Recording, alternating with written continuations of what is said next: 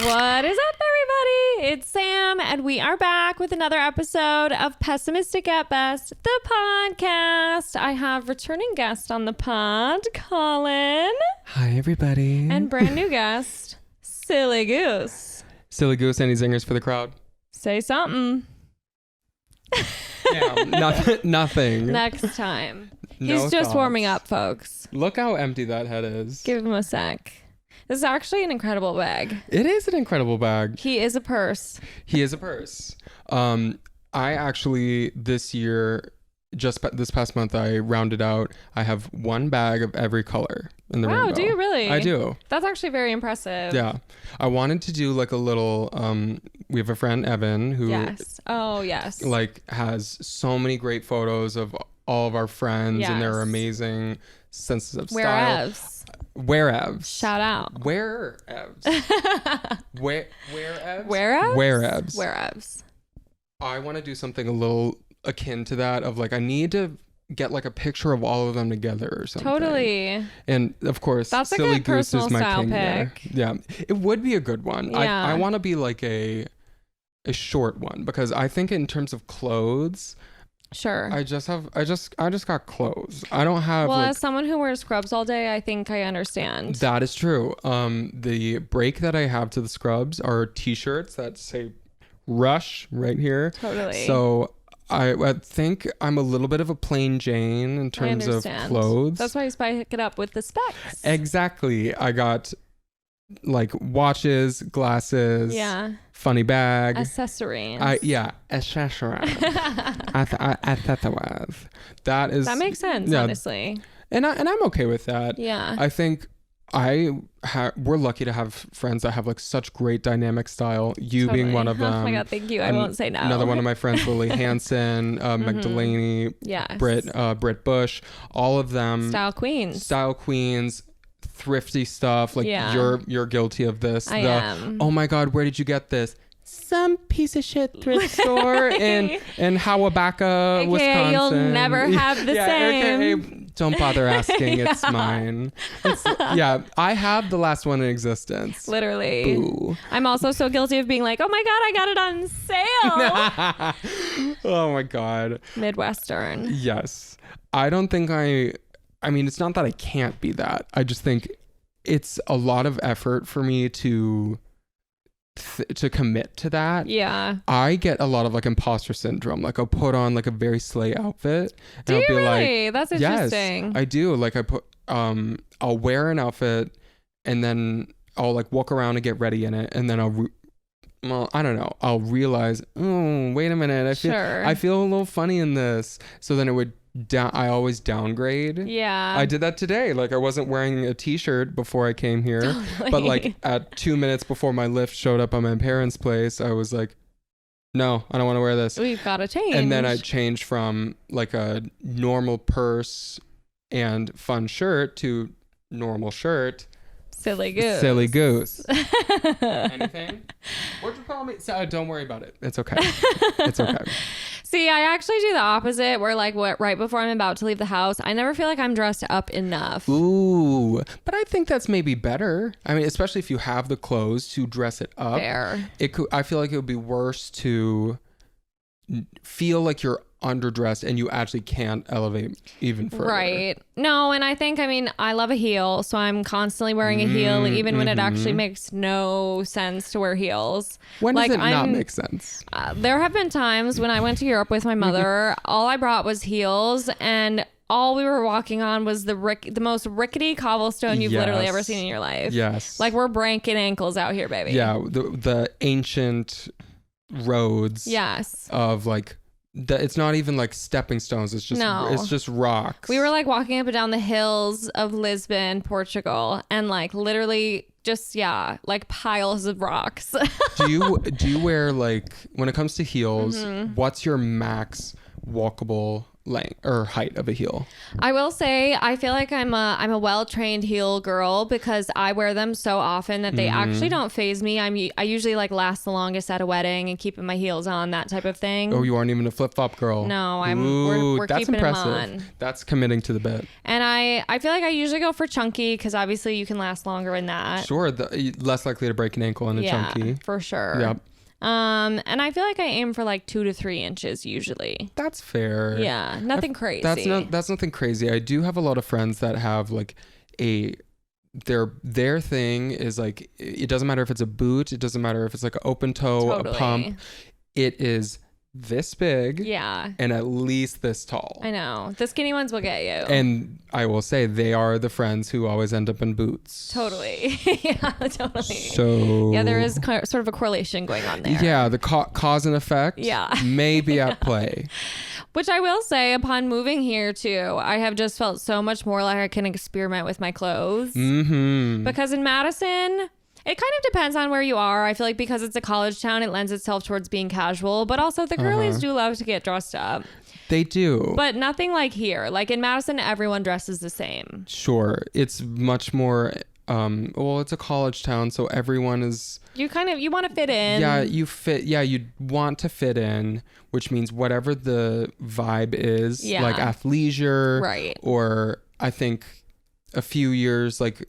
I could definitely tell at the beginning of my time in college, like we overlapped 2 years. Yeah. A lot of it was like very Vineyard Vines. Totally. Like, that was the big... Like, why would you bother wearing a t-shirt if it doesn't have a fucking whale on it? Like that type of thing. Yeah. So that's I could so imagine like going to a city like Chicago where it's there's so much more...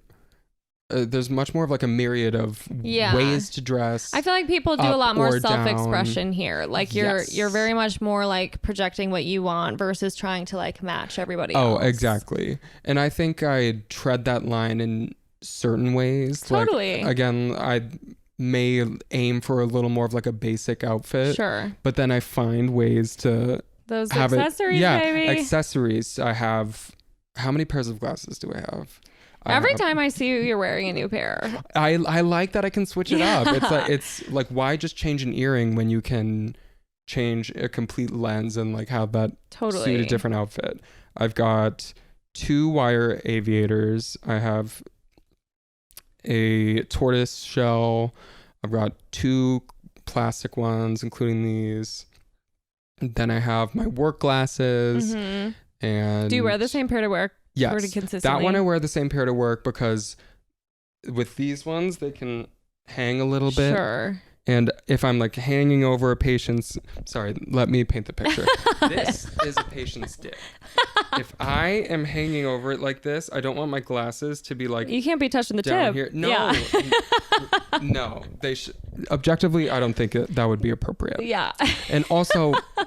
I don't wanna. No, that makes sense. So I have glasses that like they're almost. Do you know what scoggles are?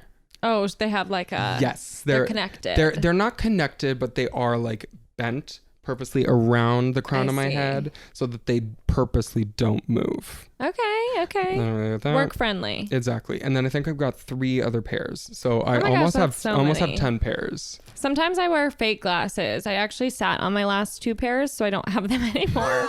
Well, they're not totally fake. They're blue light. So if you believe in blue light, then they're real. Light do be blue. Light do be blue. Light do be blue. That is, and I've always said that. And I've always said that. The color blue is part of light. Yeah. So why shouldn't I have glasses for it? Straight up.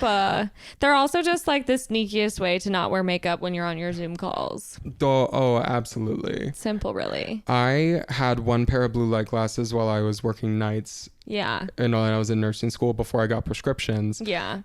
That definitely made sense because the times that I wouldn't wear them, sitting in the dark. I know. Not blinking. Not blinking for 12 hours. Yeah. That you would definitely feel your eyes like cook. Yeah. And then if you put them on, it's just like a little bit better. At least there's a shield. At least there's a shield. That's the other function of those work glasses. Yeah. No urine in these eyes, baby. Literally. You got me. You got to protect yourself. Exactly. I have always wished that I had prescription glasses because I think I'd be like you. I think glasses are a fun thing to change constantly. You absolutely would. Yeah. You absolutely would. I didn't necessarily, when I first got a prescription, I wasn't thinking like, I'm going to be the... Totally. Mark Kohler actually said that. He was like, you're like Michelle Visage. Like you keep changing, like you keep changing your glasses. And at first I was like, no, I'm not. And I'm like, yeah, I am. Totally. Yeah, I completely am. Is that an expensive thing to get them all prescription? No, here's the thing. It depends on where you get them from. A lot of my first pairs of glasses were all Warby Parker. Sure. So then, yes. You're spending. Yeah, I was dropping a lot of money. Yeah. And then a problem too is that I would drop a lot of money on like glasses that I'm like, oh, I like these. Yeah. And then I grow to resent them in 2 months. Totally. And then I don't wear them. Like my first few pairs, I don't wear at all because I realized I was just buying them going like, someone told me that these would look good on me. Right. So I just went, sure, okay. Yeah. And now I don't like them. But since then I've been getting from I Buy Direct. Okay. Which is a lot more cost effective. Okay, like that's good. Pairs of glasses, even with prescription, are more like about $60. Not sponsored. No, it is sponsored. I didn't tell Sam this, but ibuydirect.com. Use promo code Collin. That's CAHLLIN ! And parentheses. Simple, really. Simple. And I get a slice of all of your glasses. Thanks. And an extra pair for Silly Goose. Yeah, and an extra pair for Silly Goose. I feel like Silly Goose would be contacts though. That makes sense. Like look into those eyes. There's nothing there. There's really nothing going on. Dead inside. Or Lights there's on. Nobody's mystery. home. Endless mystery. Anything? And there's something to be said about that. Very profound of you. Silly Goose. Silly Goose. Always with the zingers. Always with the zingers. So, you've brought me on again. And it's my pleasure and my honor. Thank you. And I'm so glad that you didn't move away from me.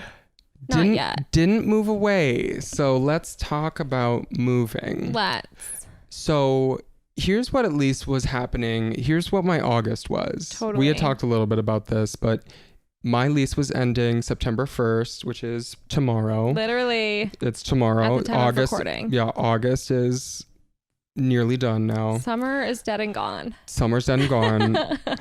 I was trying to, like working my ass off to try and find a new apartment. Yeah. And we're now starting, at least maybe it was the time that I was looking, I don't know, but I got into 2 bidding wars for rentals. Yeah, that's scary. Which I will say I did participate in that in order to get this place, but I'm not proud. This deserves it. However, and that's why I didn't end up engaging it very much, is because they were apartments that were like a garden unit in Ravenswood. Totally. So shut up. This apartment's got bugs. Right. I know it. And I know I'm not paying an extra it's $150. Underground. It's like, yeah, this is underground. My window is this big. Don't talk to me. Yeah.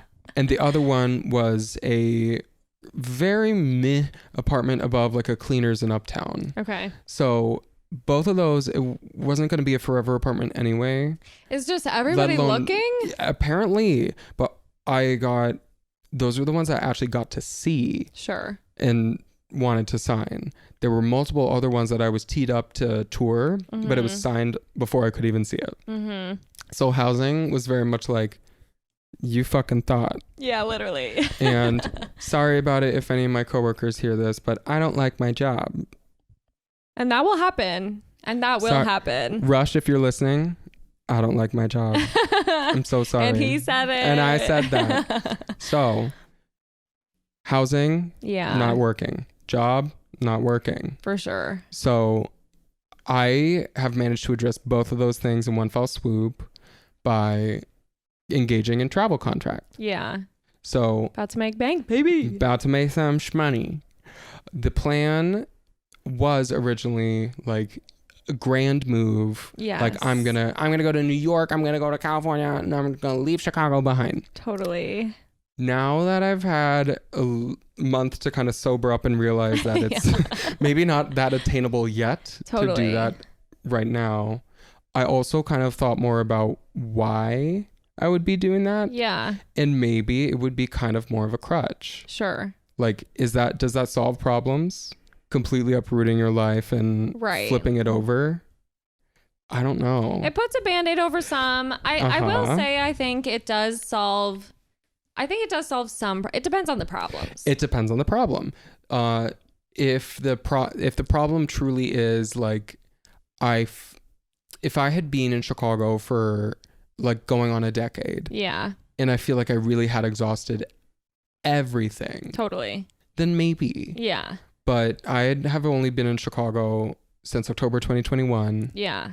So I wouldn't say that I'm that I can even argue I've done everything that there is to do. I've lived everywhere. No, I lived in the same apartment for 2 years. Totally. So I can't argue that. Because I will say, upon leaving Madison, I think I was starting to hit that. Sure.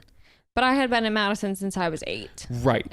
So that would definitely take you there. Yeah. Kyle and I were talking about that, where he had this big leap of faith moving from Texas to Chicago. Totally. There are times where I think that is appropriate. Yeah. However, I think I was maybe a little more like dissatisfied in too many facets of my life and thought that I could solve it with one big sweep, which it could definitely change it, but does it solve it? Right. What do I leave, but what problems stay in Chicago? Sure. And what things would kind of follow me wherever you go? That's so true. Especially if you're in a funk. Yeah. You think that the funk is relative to... Oh, honey, that cloud, she's coming with you, babe. Yeah, that cloud follows.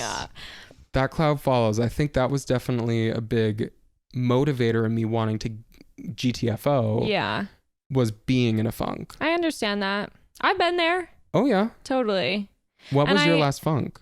I feel like for me, honestly, it was probably like pandemic-ish times, which I mean, obviously she played a role.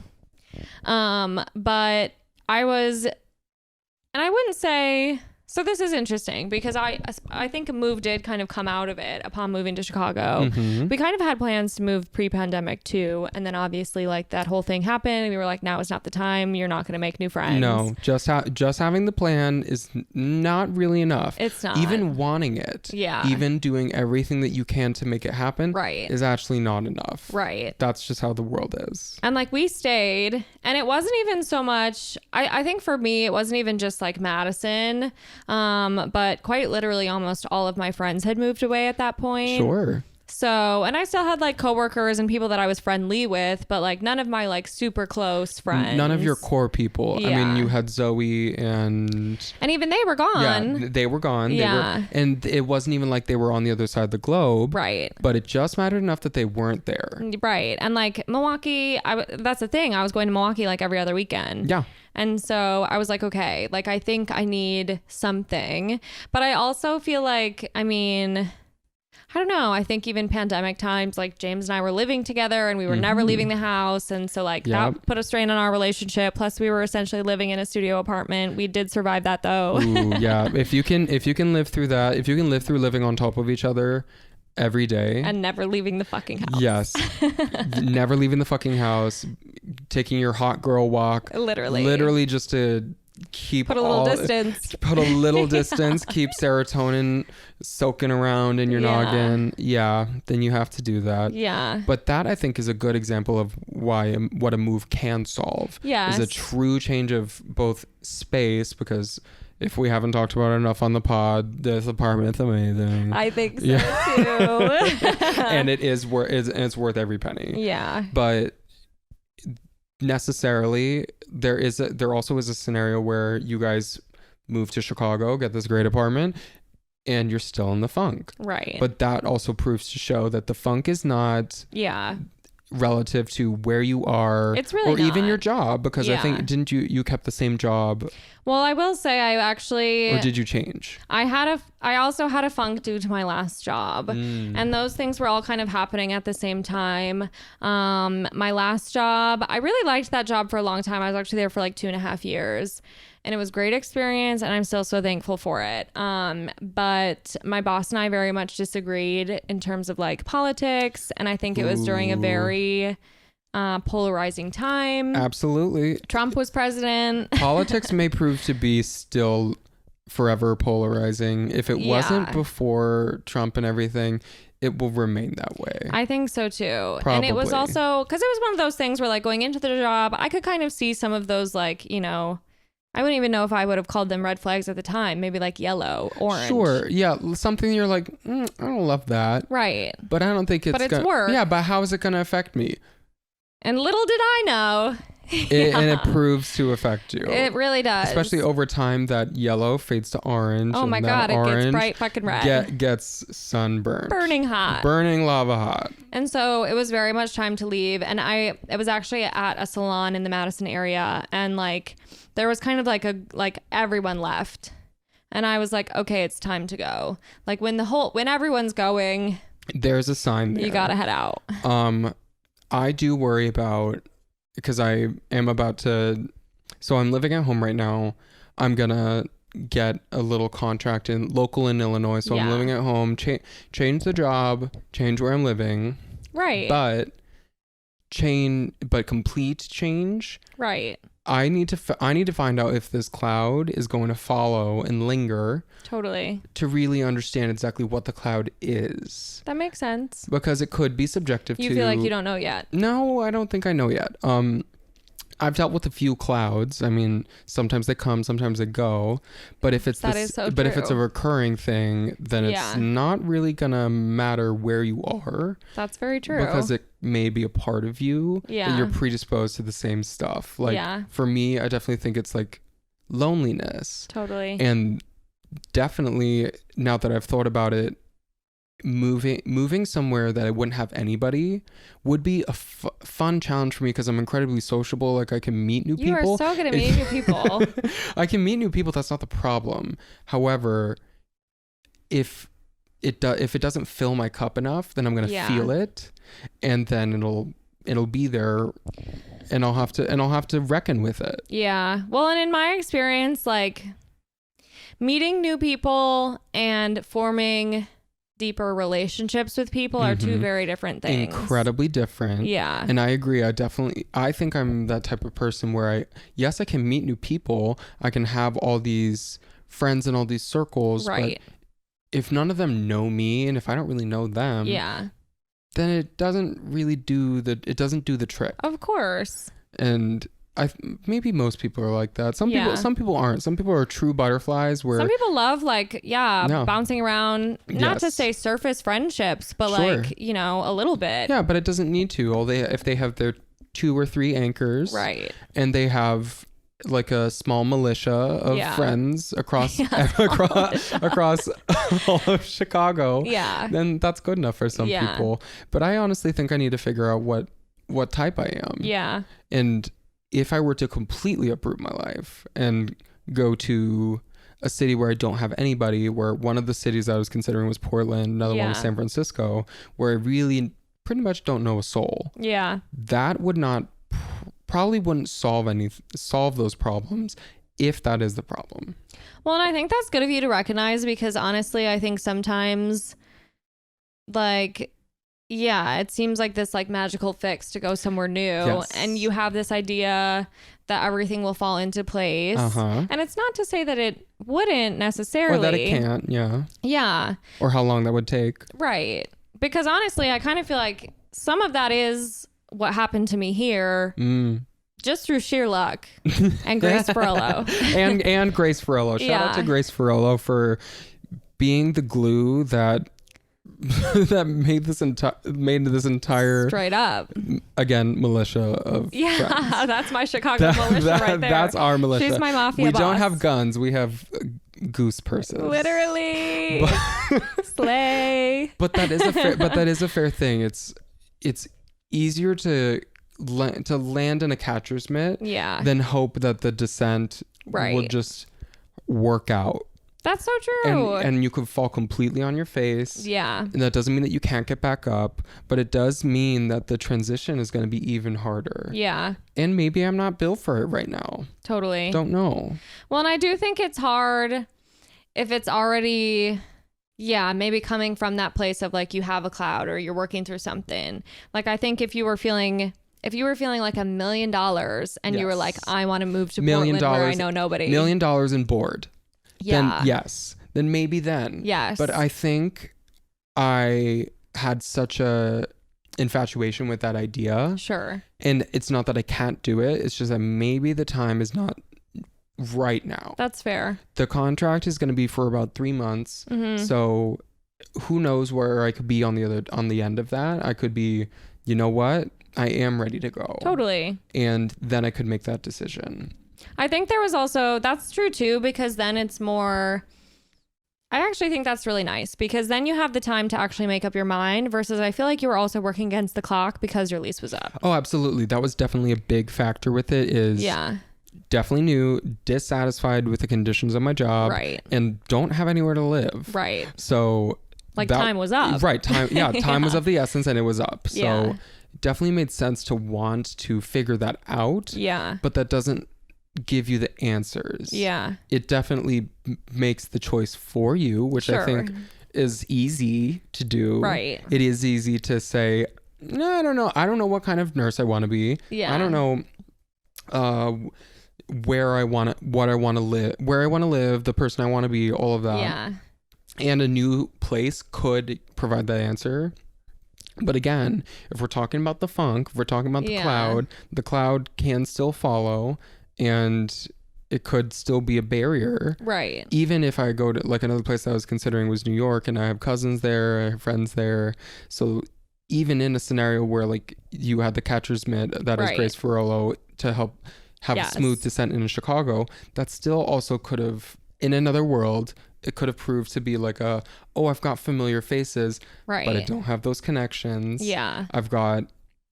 I'm a little satellite and I don't feel like you have like a, if you don't feel like you have a home base, but again, you got the nice home, you got a better job, you fixed that. Yeah. You can fix a few things, but what does that change? Yeah. It can change a lot in your life. Yeah. But does it solve everything?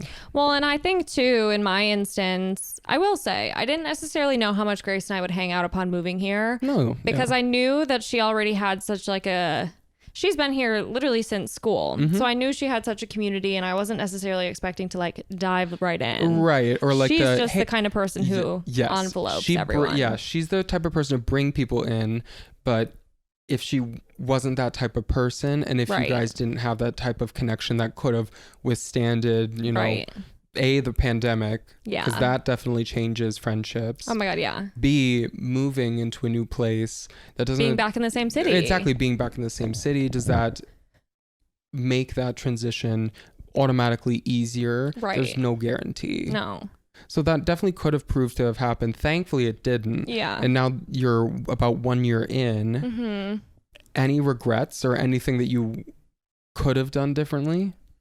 I don't think I honestly have any regrets. I do feel, again, most of it, I just feel lucky because I think I know even friends of mine who have moved and haven't necessarily had the same experience. I also know that just like in general, making friends as an adult working person can be challenging because like how do you just go out and meet people? You can meet coworkers, but that's its own kind of relationship. Yes, and sometimes it can be perfect. Like I've got some of my nurses from this job, I can tell I'm going to be friends with them until I'm dead. Oh, that's nice. Which I'm so lucky to have gotten out of that. And it also does help too to identify like, hey, this is what I need in a job, and it better not but jobs in the future better not feature this. Yeah, because I can't deal with that for sure. But having good coworkers does not mean my coworkers are my besties, right?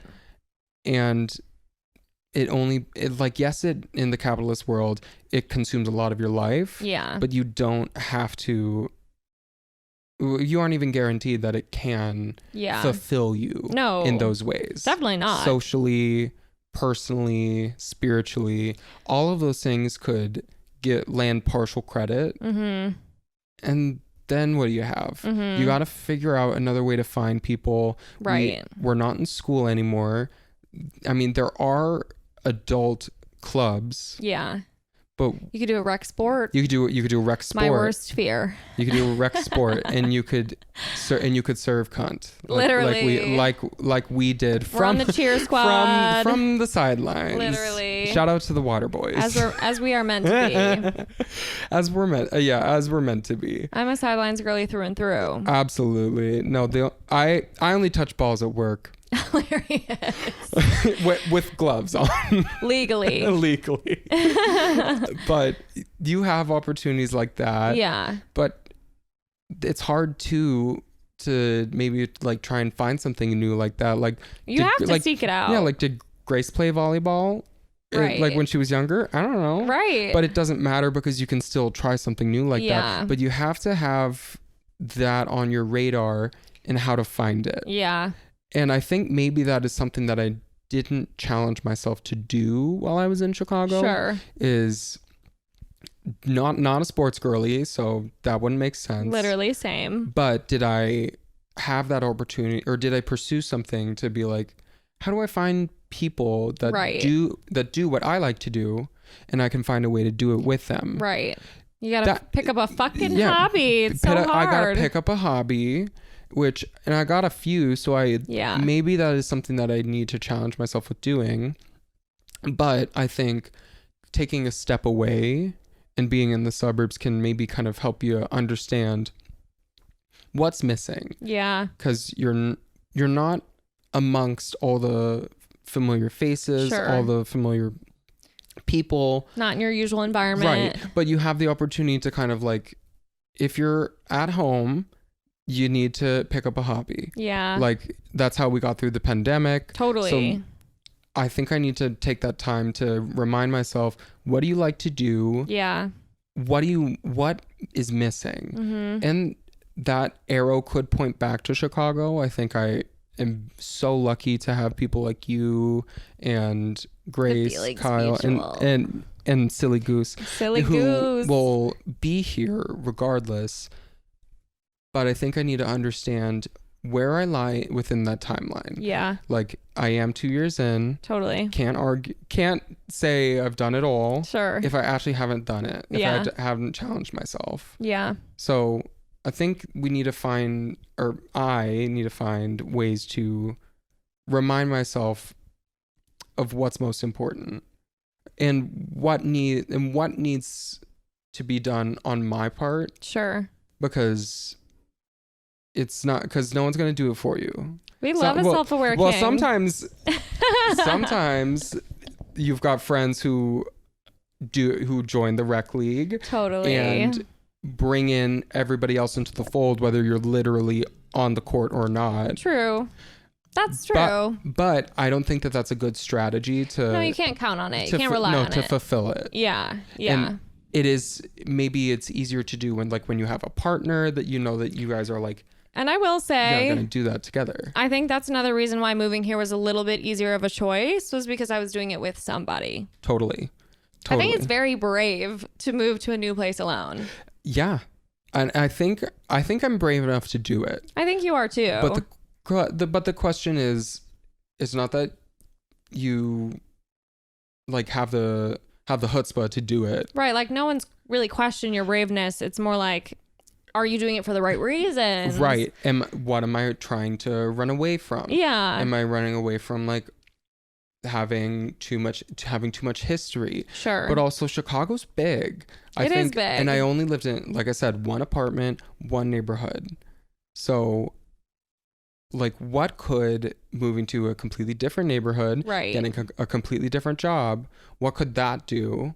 It could round out the pieces that I need that I can't polish on my own, at least internally. Mm-hmm. And if it doesn't, you have the opportunity to move later, you know? Exactly. That will always be there. Which I will say, it works both ways. If you did move now and you decided that wasn't the right choice. Right. Then I can always come back. Chicago's not going anywhere. Right. So I think this will at least give me that time to answer those questions internally, and then also be a little more mindful of what has been waiting in the city that I've been like feeling that vacancy of. Yeah. You know? I think that's going to be a nice journey for you. It will be. I think we all need to kind of go through some type of journey like that. And it could be big, it could be small, it could be across the country, or it could even just be on like the other side of a state border. Yeah. Like from straight up. Yeah, from city that you have known like the back of your hand. Yeah. Where you've gone to school both as a kid, as a teenager, and as an adult. College student, yeah.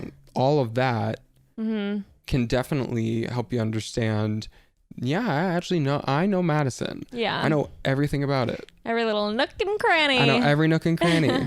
I know every place to get an old fashioned. Straight and up. I know where to not order one. Honestly. Where do you not order an old fashioned in Madison, Wisconsin? Call them out. I will say you can get Wisconsin old fashions are like the brandy old fashions. You can pretty much get one wherever. The best ones, I mean, the old fashioned, a restaurant on the square is an obvious choice.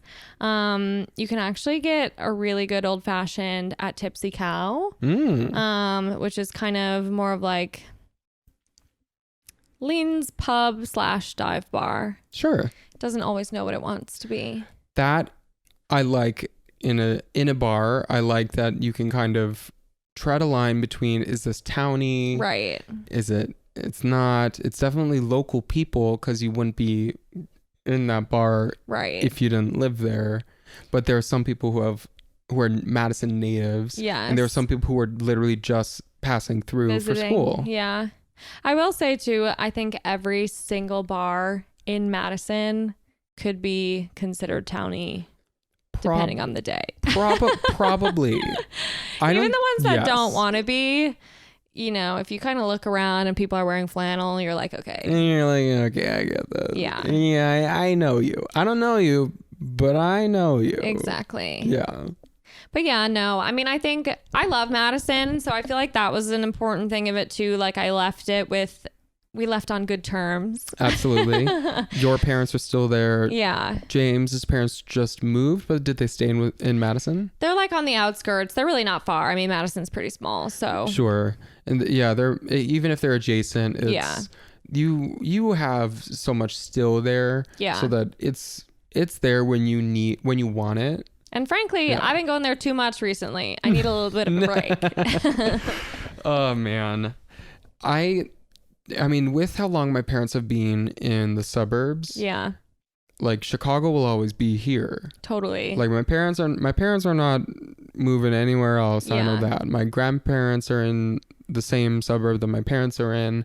Very clearly, it's like that's where home base is going to stay. So it's kind of nice to know that too. Yeah. Oh, that's definitely such a good thing about debating like leaving Chicago, is there's no scenario where like my home base will ever be, at least with regards to family, will be anywhere else. Right. So the city will always be here, and I know that there will always be at least one familiar face. Totally. Which is enough. It makes the decision easier, because I do feel like I mean, even if it's, you know, where you grew up and your parents end up moving away, I have a couple of friends who that's happened to. And then it's always interesting when they do kind of come through Madison, which is, again, rare occasion, because it's much more like, oh, this isn't really home anymore. I don't even really know what I'm doing here. Like, what an odd out-of-body experience that probably is. I don't know if I'll ever feel that with Chicago. Sure. Definitely with... like, because my parents moved out of the suburb that at least I grew up in, moved to a new one. So me going back there, that's definitely like this was home at some point. I can know it like the back of my hand, but it's still not home anymore. Yeah. And that feels fine to you? I think so. Yeah. I'm trying to think. I do have a friend and she ended up like settling down, like her and her fiance are out there. So I'll have them, and I'll have like all the memories, that type of stuff. But that doesn't mean that you want to like go back there without an agenda. For sure. It's not all like your visits to Madison are probably pretty purposeful. You're not just going down there because you're out of like sheer boredom. It's true. But you could also always go back out of like feeling like you're missing something. Right. Yeah. Feeling a little nostalgic. No, absolutely. Yeah. There's nothing wrong with that. Yeah. What parts of Madison, aside from family, are the things that you like miss the most? That's a great question. I definitely miss Willie Street, the area that I used to live on, like James and I. It was like a natural progression from kind of being downtown amongst all of like the students. Mm-hmm. You move to the other side of the Capitol once you graduate. So that's where kind of like all the young professionals are. And the east side is, I would say, up and coming, for lack of a better term. But it's still very like hippy dippy. Mm-hmm. And so like a lot of the people who live over there still right now are like old kind of like retirees who like totally tap into that hippie culture. Yes. Mixed with like, you know, the kids who work at Epic. Right. So it's a funny little mixture. Mm-hmm. I will say I do miss Chicago is definitely a walkable city, but like you have to probably hop on public transportation if you're going to leave your neighborhood. Yes, especially, and nothing against Logan, but Logan is and she's far away. She's far away. I always say that Logan is an island because you like getting out here is much easier said than done. There are few buses. Yeah. Like Chicago has a decent amount of buses, but not all of them will cross through Logan just because of where it is in the vicinity. And you can guarantee that no matter what, it's going to take you an hour. At least. Yeah. And then if we're talking like to try and circumvent that, there's just the Blue Line. Yeah, literally. Which is about as reliable as metaphor for unreliability. Straight up. Well, and it also, I mean, it takes you into the loop. Right. And it's like, that's not necessarily where I'm trying to go. Right, because it only goes one direction, O'Hare or the loop. Yeah. And if neither is really your destination, if you're trying to get somewhere like... No. Like, how do you get to Lincoln Park? I pretty much hop on two buses. I get on the 73 and then I always have to get on something else. Exactly. So Chicago has its own faults in that yes, it's walkable, but it's relative to what neighborhood you're in. Yes. Where you're actually trying to go. Yeah. There will be points where it stops being walkable. For sure. There's some times that you can get around with one form of transit, but it needs to work out conveniently with vicinity to the loop. Or you're spending cash on Ubers. Ooh, yeah. The Uber down here from the suburbs was $35. No. Man, you know, I had a gift card. Okay, totally. Damn, that's what I should start asking for Christmas. Uber and Lyft gift cards. Uber and Lyft gift cards. They make them, and hilarious. The Uber gift cards are good because you can use that for Uber Eats. Oh, okay. That's dangerous. But also I have a ton of DoorDash gift cards. Well, once you get Chase Sapphire, I'm such a DoorDash girly now. I'm loyal. Oh my God. I need to get on a new credit card. I just had a fraudulent charge on my debit from Panera Bread. Panera Bread. They were hungry. $13.56. Okay. Charged at 6:51 Pacific Standard Time. That sounds like the price of a bread bowl, baby. That is a bread bowl. If you know what, if you're in California and you charged a bread bowl to my debit card, fuck you for that. However, what kind of soup? Yeah, literally. Because broccoli cheddar. There are wrong answers. Yeah. Broccoli cheddar is a right answer. Tomato basil is a right answer. Yeah, it is. Chicken noodle is a wrong answer. I agree. The chicken noodle at Panera Bread is hospital. It's hospital. I mean, there literally is a Panera in Rush. So that makes sense. Yes, hospital. I mean, everything at Panera kind of teeters on hospital food, but especially the chicken noodle. But there are still right and wrong answers. Right. I'm trying to think of what are some other like fast food chains that it's very clear, like, yes, you should order this, and no, you should not order that. I feel that way about noodles. Ooh, that's a good one. Which is also a fast casual. That is fast casual. There are some things that you order there, and it's like, this is bad. It's bad. This is bad, and I paid $15. My two go-tos are penne rosa. Oh, hell yeah. And the pesto cavatappi. Yes. They have a Korean noodle. Oh, I've never had that. That one is pretty good. Okay. However, beef stroganoff Bad choice. Bad choice, wrong choice. Personally, this is controversial, but I'm anti Panera's macaroni and cheese. Whoa. Silly goose. Whoa. I agree. Some people will disagree. No, I agree. Here's what's wrong with it. It's creamy as fuck, which is nice. Yeah. But it's missing an actual like cheesy bite. I think so too. It's like, yeah, I believe that there's dairy in it, but it's missing a type of like the cheese isn't. It's not nutty. No. It's not sour. It's just creamy. It's not savory either. No, it doesn't have flavor. No, it's just guck. I actually would pick Kraft macaroni and cheese over Panera's macaroni and cheese any day of the week. Because Kraft mac and cheese is MSG. That shit tastes good. Listen. Chemicals only. The brain massage that MSG gives me via route of my tongue, that is crazy. Sign me up. Absolutely. Yeah. I also am a big fan of, I think it's Annie's. Annie's mac and cheese is so good. Those are really good. Their white cheddar macaroni. Hell yeah. Oh my God. Oh, but see, it's got at least a tang to it. Yeah. There's a little bit of a bite. There's a tang. There's a tang. And you need that from a mac and cheese because you're really talking starch and dairy. Yeah. You need a little more than that. Yeah. You need MSG and artificial orange. Bam, bam, bam. Literally. Oh my God. That stuff will really do wonders. It will.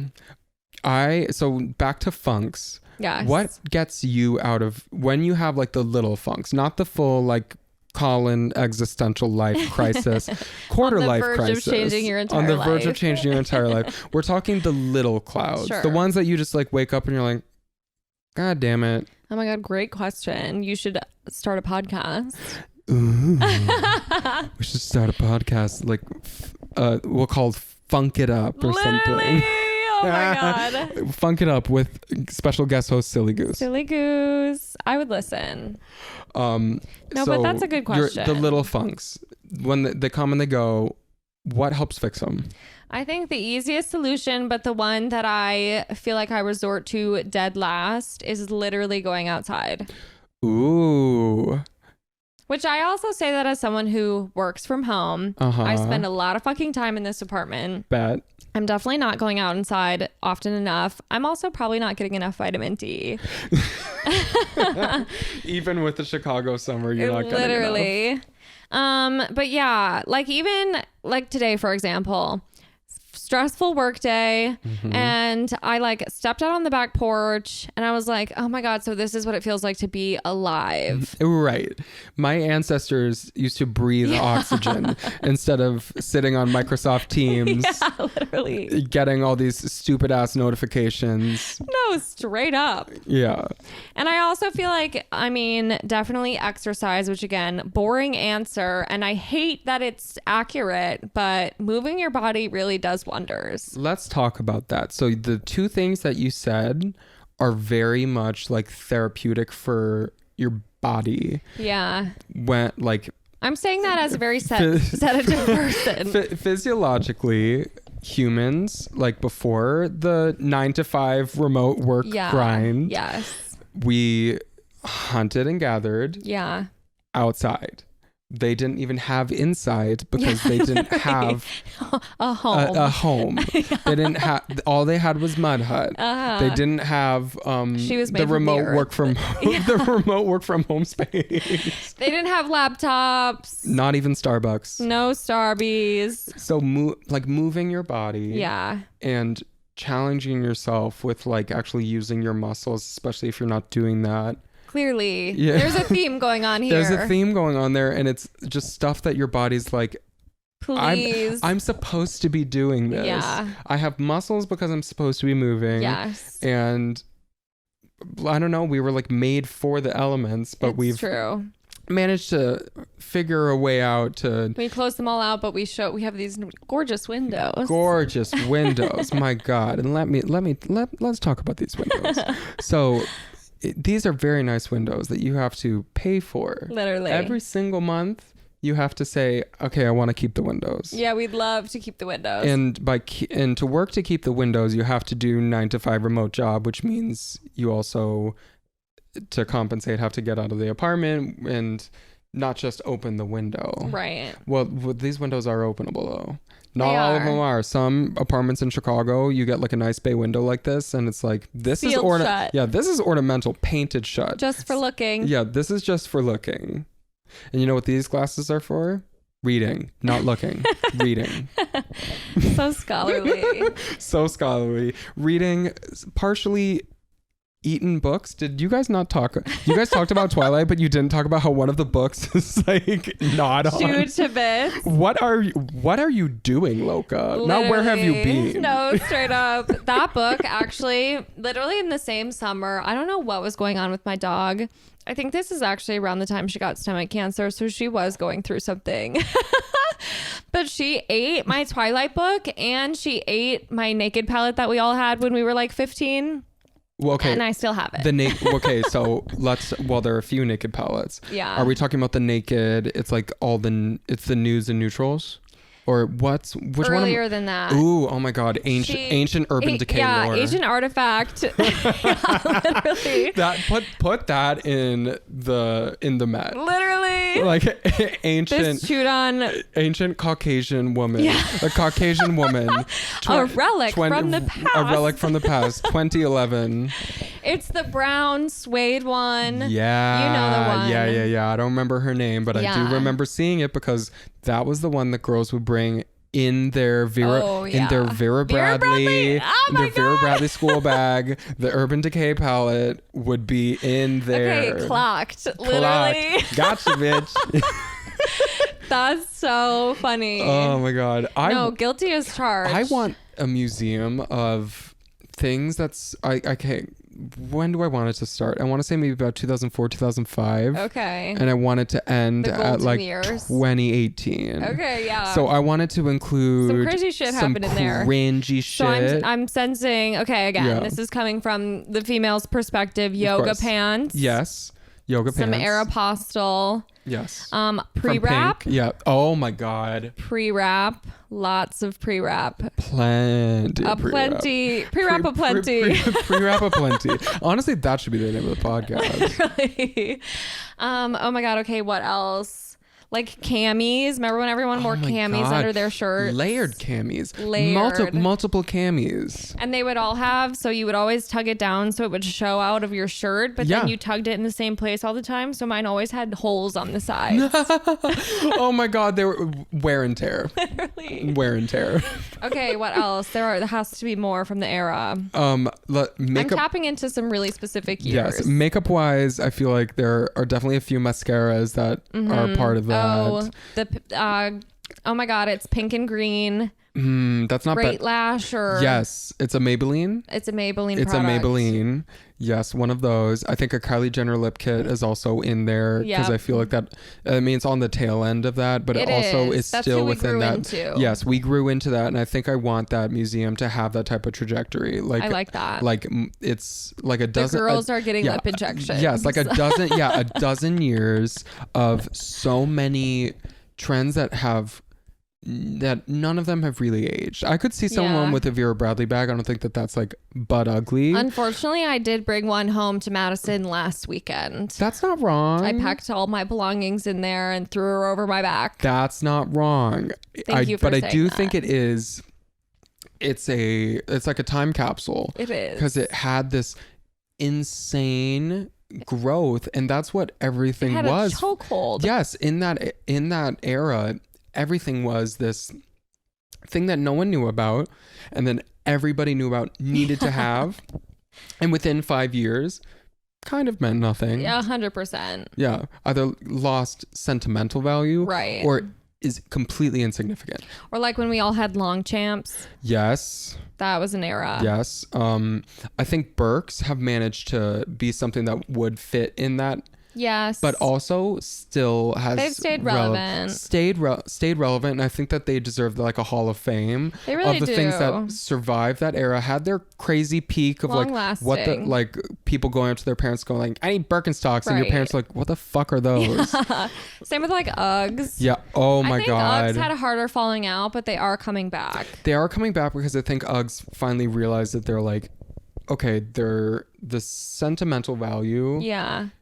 Like they know that they are not built to last. They're built to get salt all over them and look like the crunchiest, nastiest foreskin that you've ever seen because it's suede. They're not weather tempered in the slightest. So they need to withstand the course of time. Yeah, you gotta seal those puppies because spray. Those shit are not gonna be weathered. You will buy it, they will not survive one winter. I mean, because if you really think about the actual material and structure of those boots, that's a slipper. That is a slipper. It's a slipper boot that you're like, I'm gonna wear this in the rain and the snow. I'm actually gonna put her to the test. Yeah, it's like, let's see what these slippers can't do. So true. They can't do it. What would have survived that era? 2004 to like 2018. What has had its crazy peak, but it still managed to survive somehow? I mean, definitely Birks are in that category. I also feel like Lululemon. Yep.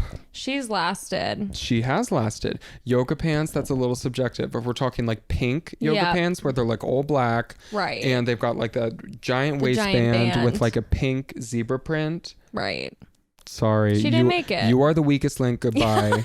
Those did not make. Those didn't survive it. However, like I feel like that did definitely introduce like true athleisure. I think so too. That sticks. Yeah. It may look a little different. Right. But she's evolved. Exactly. With the times. She's evolved. Now we're in like neutrals and skin tones and Skims. This is actually a sponsorship again. Gosh, a bit.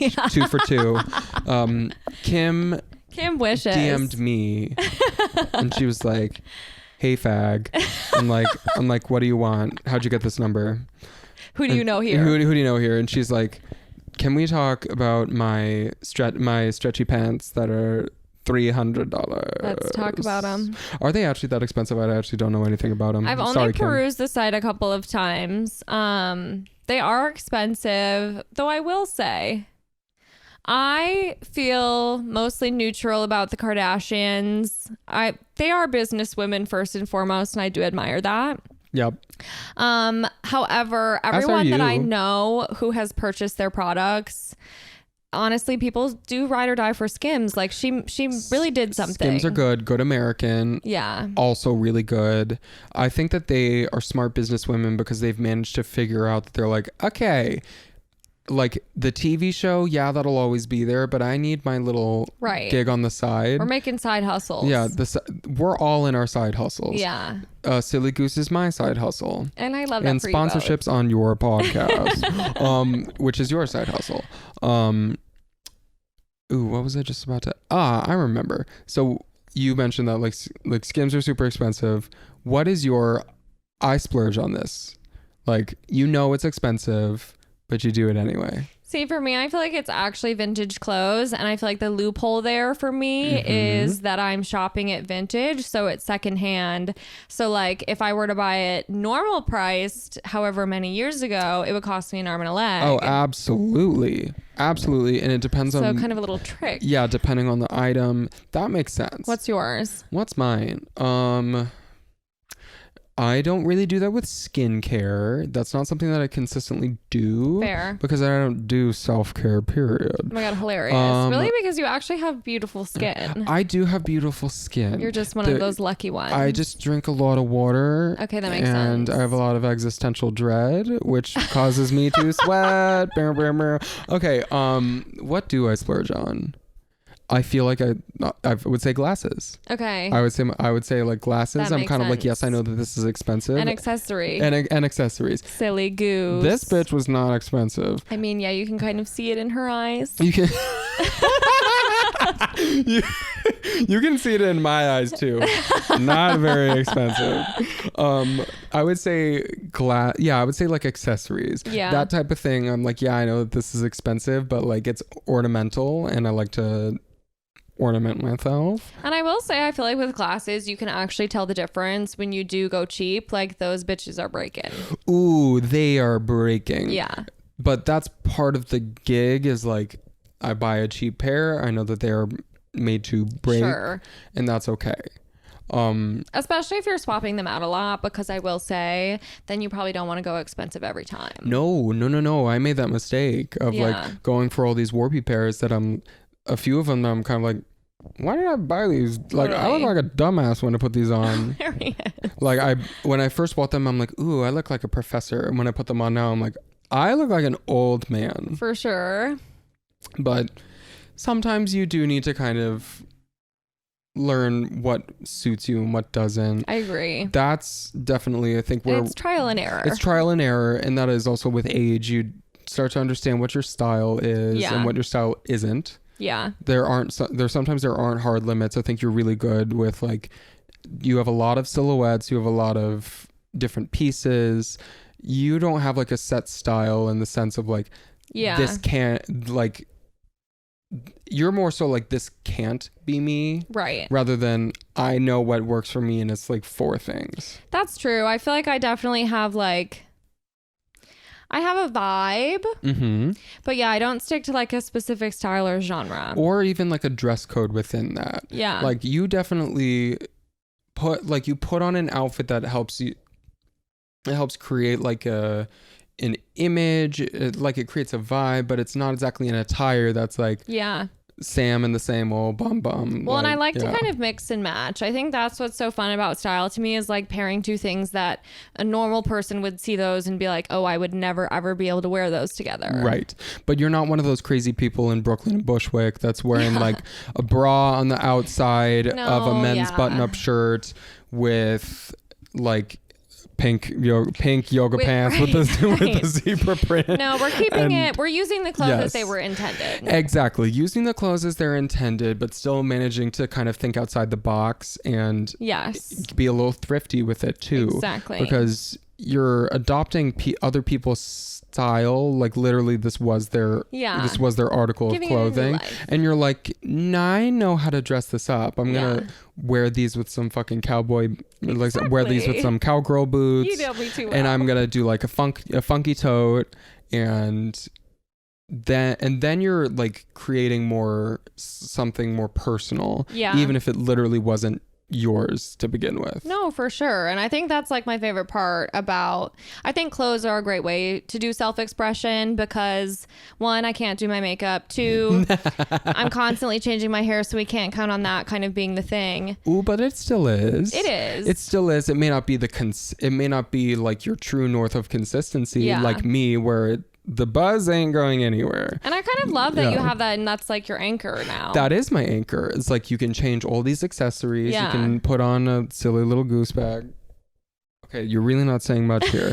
There are 2 people actively participating in this podcast. You can't count on him for shit. No, can't count on you for shit.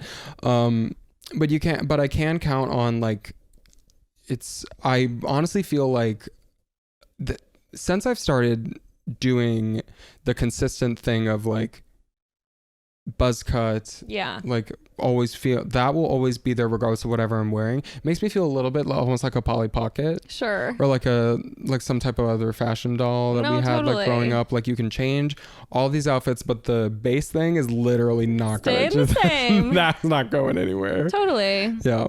What has been like, because I feel like you have also been experimenting a little more in terms of like stepping out in new clothes, having fun. What's been your favorite way to experiment thus far? My new favorite thing is, and this is something that I've challenged myself more so with this past summer, is putting on clothes that I don't care what my gender is. I don't care what the gendered intention of this garment is. I'm putting it on. Totally. So when it comes to things like skirts and dresses, that's something that I've engaged so much more. Yeah. And I've gotten such good feedback from like friends, from strangers even, saying like, great. Oh my God, you look I love this. I'm like, yep, thank you. Totally. And and you have a great figure. Oh, thank you. That again is the existential dread for you. That keeps me thin. Love. But that's been really fun to do. Yeah. Is to play with gender a little bit more. And I'm going to look however I look. I don't care if I'm in a suit, if that screams male. Sure. If I throw on like a funky hoop and I have a few dresses that are like print. It's like the pattern is like a woman's form, like we're talking breasts and no penis, literally. But like I throw that on because I think that it's another way to express myself. Yeah. And I really love doing that, and I know that it kind of like makes me stand out more, for sure. but that's something that I find that's not daunting anymore. See, and I think that's like awesome, because I think that's when you're having fun with how you're kind of presenting yourself, and clothes are just one way to do that, but if it's working, amazing. Exactly. I have really it's taken a lot of work, both like within myself, for sure, to give less of a fuck about like looking like other people. Yeah. I've learned that I don't want to look the way other people do. I spent so much of my life very attached to what are other people wearing, what are other people doing. Totally. And I need to do that because that's just what the mode is. That's what the majority is doing. Like we talked about earlier, all of these trends like popped up, and I think that was just a product of our childhood and our teenage years, is that that's what the expectation was. For sure. The people who didn't do that or didn't have the money to do it too, that's another thing. That definitely played a role. Yeah, that spoke to your status and if you had a thumb on the pulse of like what is in mode. And I think now that we're later in our 20s, later in our 20s, boo. Literally. Well, because now you're 27. I'm 27. I'll be 26 in January. So now that we're at that point in our lives, it's kind of up to you to say, nuh-uh, I don't give a shit if people are getting into like a knit vest or whatever. For sure. I'm only going to wear one if I want to fucking wear one. Yeah. And I'm going to wear it how I want to wear it. I'm going to wear it with cowgirl boots, and I'm going to wear it with a skirt wrap if I want. Yeah. Sorry, James. But I'm going to do that because it's how I choose to express myself. And I think Chicago is really good with that. I think so too. I haven't lived in the only other city that I've lived in my adulthood, at least, is Iowa City.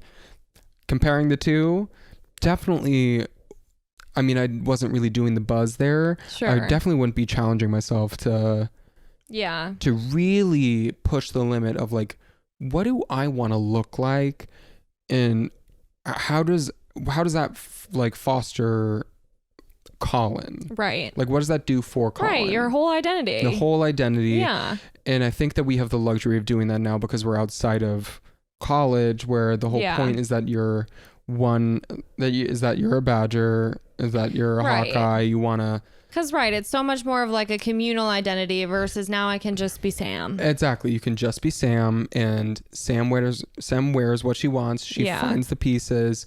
And we have all these occasions that we can wear shit to. Like we just had... a themed event. Exactly. A themed event. Good themed event that just came up was Cat's Going Away party.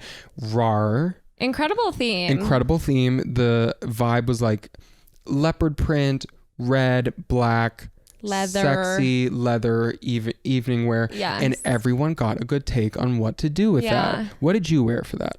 So for me, I don't wear a ton of animal print. So I was like searching through my closet, and then as soon as she said red and leather, I was like, oh my gosh, okay. Rethink. I have items for this that still feel like Sam. And I had this dress. I'd actually only worn it one other time. It's definitely giving like Western cowgirl. It's red and black, and it has all this fringe all over it. Yep. And then I put on a tall leather boot. Yes. Anything fringe, I have a big attachment with, because my mom was in Will Rogers Follies, if you're familiar with what that is. And her first gig as like a dancer was in Opryland. She's from Oklahoma. So all of this like Western stuff. Okay. That definitely speaks to me. So seeing you in that, I'm like, absolutely. Well, and you know how attached I am to my cowgirl boots, so I love a Western flair. Yeah, love a Western flair, and finding ways that wasn't on the list of it wasn't like a wear Western. Yeah. But that was your take on that. Yes. Your take on RAR.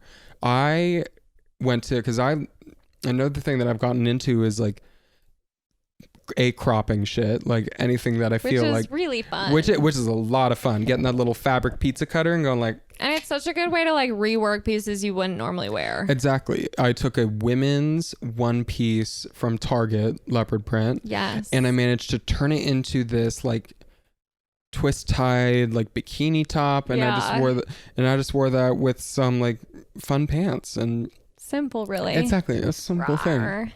But I definitely wouldn't have done something like that. Like Collin a few years ago, even but still in Chicago, would have been like, ooh, no one asked me to wear that. Yeah. So why am I doing that? I probably would have gone something a little more like safe on the nose. I would have tried to find something like a leopard print t-shirt, and I can still find ways to dress down and still with things like this, I think I'm challenging myself more with like color to be like, sure, this is a little more basic, but find a way that it still is you. And that has been really, really fulfilling to try and challenge that a little bit more. I think that's awesome. I feel the same. Like even when we were talking about athleisure before, like I still to this day, I'm trying to figure out a way to wear tennis shoes that feel like me, because like I said, I love a heel. Right. But sometimes heels don't make sense. No, sometimes they don't. If you're like, hey, do you want to go on a walk Sunday morning? Yeah. Totally. And you're like, let me put the boots on. That doesn't just make sense. Let me throw on like a little pump boot. Right. So I'm trying to find ways to like mix in athleisure, but that still don't feel like I don't dress that way. So then how can I dress it up where it still feels like me? Right.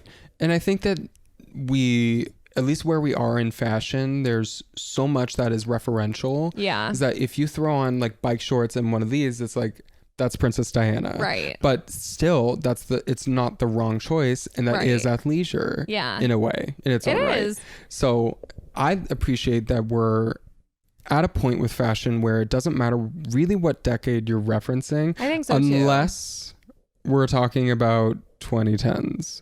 That I feel like if you're throwing it back to that, if you're throwing it back to like the weirdest graphic tee with like Domo on it, and it says like homework sucks. Oh my god. And you're wearing it with gauchos and Uggs. Oh my god, gauchos. I feel like that is the only decade that you're really actually like, okay, but why that one? Right. But if you're dressing, nobody looked good back then. 50s, 60s, 70s, 80s, 90s, even Y2K, that's come back with full swing.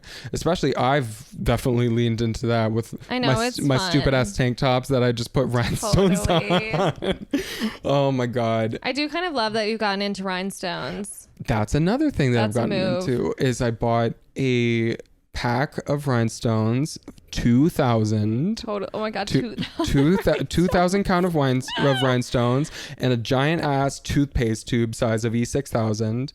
Naturally. And anything that can be rhinestoned will be rhinestoned at this point. And I love that. I'm gonna put some stupid shit. I got a hat that says "bitch" on the brim. You rhinestone that yourself? Yeah, I did that myself. Oh my god, it's gorgeous. Thank you. I literally thought you bought it like that. No, the hat, the cat's, or it's like a trucker hat. Yeah. It says howdy on the top, but I just put bitch on the bottom just because I felt like it. Love. And at least the three wife beaters of the apocalypse. Now I have Pussy Tank, which naturally was introduced. Was she first? She was first. Okay. Pussy Tank was first for Pitchfork and was absolutely fabulous. She was a hit amongst the crowd. She was a hit, and then I think like 2 weeks later I made one that says penis, and then for her counterpart, exactly her younger brother, and then the NB sibling is boobs with an exclamation point. I'm getting in a punctuation. I really love the exclamation. Yes, because honestly,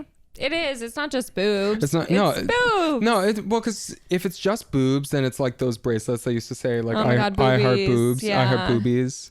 Wow, those were also kind of cultural impact, though. Yes, the amount of wristbands that we went through, the bracelets. Yeah, the what was silly up bands. with that? What was up with that? I mean, because it went from Livestrong to I Heart Boobies to silly bands. It like went from big to very little, and it's literally like a rubber band. I don't think, do we have a trend for bracelets right now? Not really. I mean, like an Apple Watch, an Apple Watch. Unless you're going to the Eras tour. True, unless you're going to the Eras tour. I'm gonna be honest. All right, now this is where your podcast is officially gonna get canceled. Swifties, what the fuck does that mean? I know. Why do you make wristbands that go from here to here? I don't think I've ever. I mean, I don't know much in Taylor Swift lore. Does she do that? I don't think Did she tell so. people, like, hey, for my Eras tour, do this? Also, like, Why do I'm you do wondering, that? because to me, that's like candy at EDM shows. Right. Is there a huge crossover between the two audiences? I can't imagine. I don't know much about the EDM people, but I do know this, is that there's something called like a peace, love, happiness or something where, yes, there's an actual thing. There's a name to it. Yeah. And you transfer it. But the reason why they do that is because it's like hey, I just met you, but you're so cool, and we're at this like amazing little festival. I want to give you a piece of me. I want to give you this little thing. That's cute. Yeah. Swifties, do you do that? Right. Where's your cool handshake? Yeah. Do you do that? I think you just made 45 wristbands or 45 friendship bracelets that just say like Taylor Swift lyrics. 1989. Yeah. And I don't know why you do that. No, we don't get it. I'm gonna be honest. It's like finding out that people that you know are Republican. I agree. Instead of going to like a Trump rally, they're at the Eras tour. And suddenly, it's like, that says a lot about who you are. it says a lot about them. Yeah. And I like see that and I'm like, okay, I like that for you, but just just please be safe. Yeah. But it definitely helps me understand people a little bit more than I want. Yeah, it comes full circle. It does come a little more full circle. I'm like, suddenly it all makes sense. Are there any bands or any artists that you are like a ride or die for in that fashion, that there's like a big following that builds like an identity around? Because the Swifties, that's its own, right? That is it's like a political identity. It is. Yeah. Is there any band that you're that much of a like fans of, like King Gizzard and the Lizard Wizard? Sure. Don't make wristbands like that. No, yeah. Like, yeah, they're busy doing other things. They are busy doing other things. And the other things is magic mushrooms. Yeah, literally. No, I feel like for me, the closest I feel like I get is like, I'm an indie music girl. So maybe not like a specific band, but like just even the concept of being like, oh, you like indie music? Oh, you don't know this band. You've probably never heard of that. Okay. And I think we're both we're both guilty of that. No, not proud of it. I know what I sound like when I go, oh, so it's this one band. Yeah. They only have about like 9,000 listeners on Spotify. And I used to listen to them on Bandcamp. They're opening for somebody. Yeah, I'm not actually here for the main thing. I'm here for the opener. Yeah. Which I fully did for Ethel Cain and Caroline Polachek. I was a big fan. I'm so mad I missed that concert. So are you familiar with Caroline Polachek? Yeah. Okay. Did you listen to Chairlift? Yes. Yes. I was a big fan of Chairlift. Yeah. So I was a little like, oh yeah, like she does her own music now. Totally. And I listened to like a few songs on Pang, but really didn't listen to much on Desire I Want to Turn Into You. I will say I love all of her music. Oh yeah. But I love Ethel Cain. Oh yeah, but I love Ethel Cain, bitch. I was like, I'm here to see House in Nebraska 100%. and cry amongst strangers. Totally. Which happened. Beautiful experience. It happened at the Riviera. But then I also fell in love with that album. Yeah.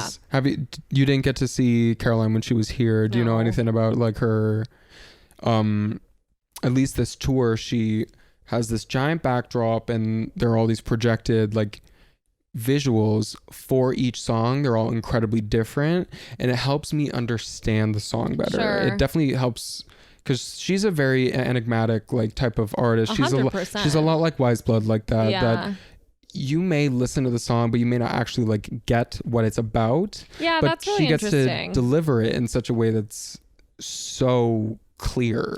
I love that about seeing live music in general, because sometimes, especially kind of when you're in like the indie scene, a lot of the music, no offense, can kind of sound the same. Oh yeah. And then I feel like when you do see them live and you see how they actually deliver a song, or even just like how they move on stage, or if they crank up the bass, or if they kind of like get angry while they're singing it, it's like, okay, so you're singing this way different. Like the energy you're bringing is so much different than how I was listening to it. And especially with indie, I will say this, like I'll give more credit to the Swifties, because at least Taylor Swift songs are very clear.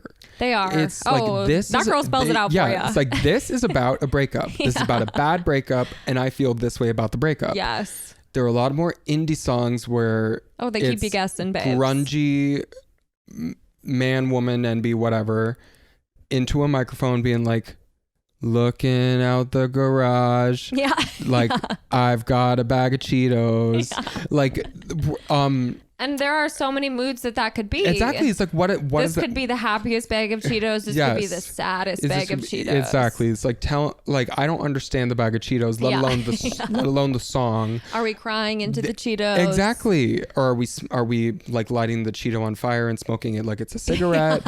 Like why? And also, what kind of Cheetos too? Cheetos Puffs, Hot Cheetos, Cheetos Original, or the jalapeno Cheetos. It's like you aren't painting a clear enough of a picture. No. And of course, the name of the song won't be like Bag of Cheetos. It'll be like Tuesday. Like every Tuesday. Oh my God, that's so one true. One really bad Tuesday, one really good Tuesday. Right. There's one song I forget the band, but it's a super sad song, but the name of the song is aesthetic, more like ass pathetic. Oh my God, wait, funny. But it's when you listen to it, like I think I've seen that written out. Yes, but I'm like on my Spotify. Hold on, let me find. You and I do have a lot of overlapping. We do music taste. What? Okay, so we recently just talked about Tops. We talked about Dead. I know that we talked about this last time. Hey, gay boy. Of course, my son's coming to join us. He must know in like a podcast, he's like, all right, you guys have been at this long enough. It's time for me to insert myself. Exactly. It's like, listen here. This dude wasn't contributing anything. Misha, any zingers for the crowd? Say something. Anything. This little boy just had surgery. Did you already talk about it on the pod? We have a little. I honestly don't think I've gone into much detail, but it's a surgery he's had in the past. And he cost us an easy $4,000. But the things that we do for our children. The things that we do for health in general. Truly. And of course, managing to bring it back. No shit and piss this time. Sorry, guys. That is I wish that we could change so much about healthcare and just having to work to be alive in general. Yeah. Let alone work I to think healthcare, keep specifically your health. Having tied to your job, is really complicated because, sure, obviously healthcare has to cost some amount of money. We have to pay the people who are providing those services. Correct. But like, yeah, making it tied to being employed is kind of insane. And I think that we have, at least in America, no, thankfully I'm not disabled, but we have things like Medicare and Medicaid for people and disability for people who literally cannot work. Yeah. But that is such a hurdle. For sure. That like you could have a fucked up knee that actually needs surgery. Right. And you want to go to the best surgeon, but you need to actually go to the surgeon that is actually willing to say, yeah, I could do it for Medicare. Right. I could do it for Medicaid. See, and I think that's crazy. Like, can you opt out? Can you opt out? In terms of being the doctor, like, can you be like, I'm not going to? You totally can. Private practice, you can say, we don't accept. Seriously? We don't do Medicare or Medicaid. Wow. And there are even some hospitals too that don't take or that have certain reciprocity with some Medicaid. Okay. You need to have like a mix up Medicare and Medicaid. Here's the difference. Medicare, this is how I remember it. You have to care about old people. Okay. So Medicare is when you're is when you're like elderly. Sure. That you can finally qualify for that. Yep.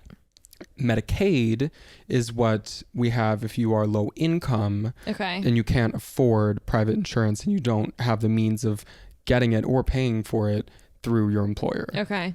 But you can have Medicaid supplement plans that are through an insurance company. So you could have Humana, but you don't have a Humana HMO. You have a Humana Medicaid. I see. And there are still, even with that, like it's not like you're like literally getting all of your healthcare paid through the state. You're getting it, because that's another thing too. Illinois Medicaid and Indiana Medicaid are not the same thing. Oh, interesting. They aren't. It depends on the state that you're in, and that has its own limitations too. Like even the kind of coverage you can get. Absolutely. And all that. Even the coverage that you can get, the places that you can go. I see. It's super limiting. So, and there are some doctors that if you go private practice, you have that kind of luxury of saying like, no, I'm going to do surgery on people that I could confidently bill. Sure. And like make and be their debtor. Yeah. Which is funny. And the privatization of healthcare in that sense is super funky for nurses. At least I can only speak to this perspective, is it's hard to be like, I'm doing what I do because I want to help people. Of course. But it's shitty when it's my job to deliver the reality of like, this is like, hey, insurance isn't going to cover this medication. Right. Why? Because they just don't. Yeah. And they're like, but you prescribed this because I need it. It's for this diagnosis. Right. And I'm like, yeah, it's not for the wrong diagnosis. It's just insurance doesn't care if you get a boner. So insurance is going to be like, insurance is going to be like, yeah, you can buy Viagra out of pocket. Yeah. I'm not paying for that. Right. Silly. Well, and that's why I was actually really interesting hearing you talk about insurance even earlier today at dinner, just because over the sense of like, you phrased it as going to the dark side. Going to the dark side. Because you're like gatekeeping. It is gatekeeping.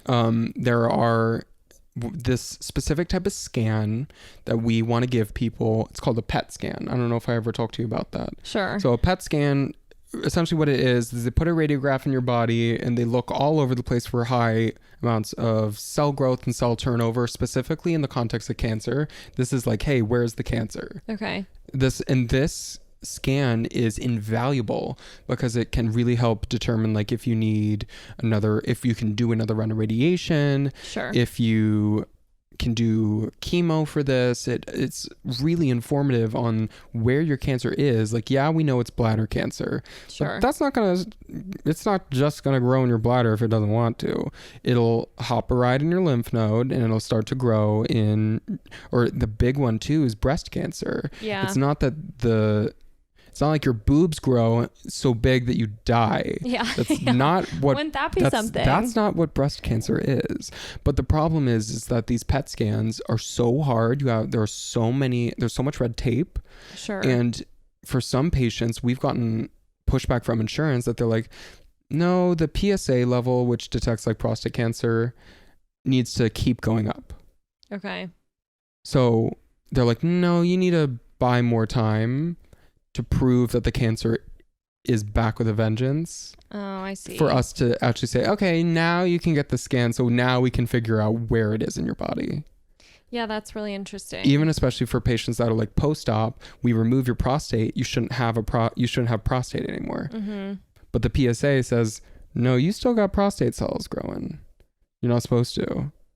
So it's shitty within like insurance that they are the ultimate final say because of how expensive this scan is, because this is the other thing with privatization of healthcare is in good conscience, hospitals don't want to do this crazy expensive scan, which is like $20,000 on someone that clearly can't afford it. Yeah. Because they want to get reimbursed by insurance. I see.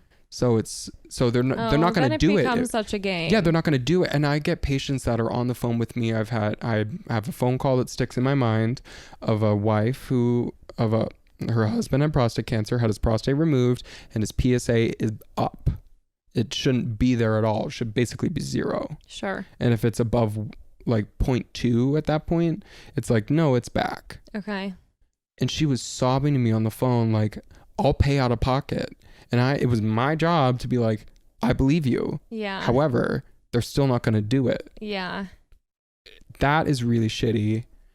And it's not my favorite part of my job. Totally. But I like that about outpatient is because it kind of helps bring people a little more insight into what the reality is of healthcare. Of course. Because it doesn't matter if a doctor is going to sit in front of you saying, I want to get this PET scan. Yeah.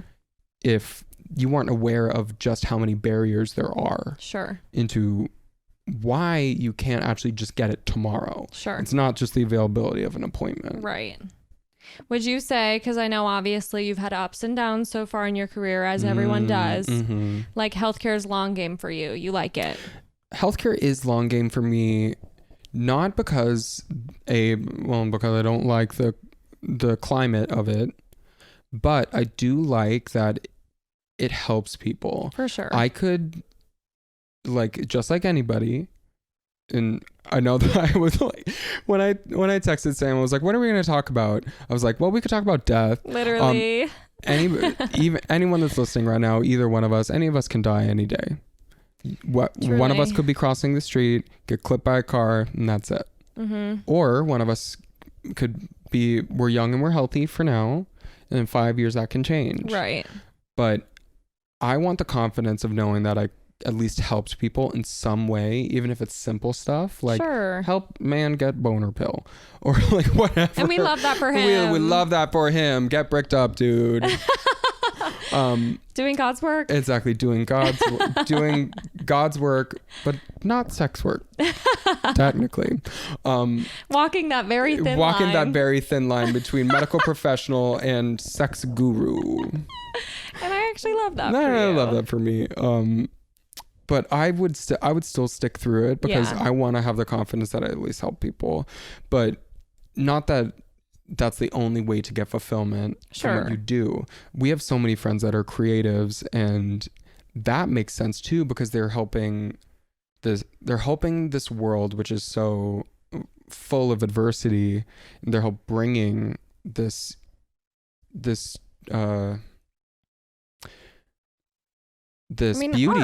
beauty to it. Yeah. And like for you, it's something much more personal. It's like less so like I'm making this building look pretty. It's you're helping people express themselves. Yeah. Especially with women, it's like the standard is women are the ones that have longer hair or something. Right. And that get to do all these like fun, more dynamic things with their hair and with their body and that type of stuff. So that's at least the way that I help people.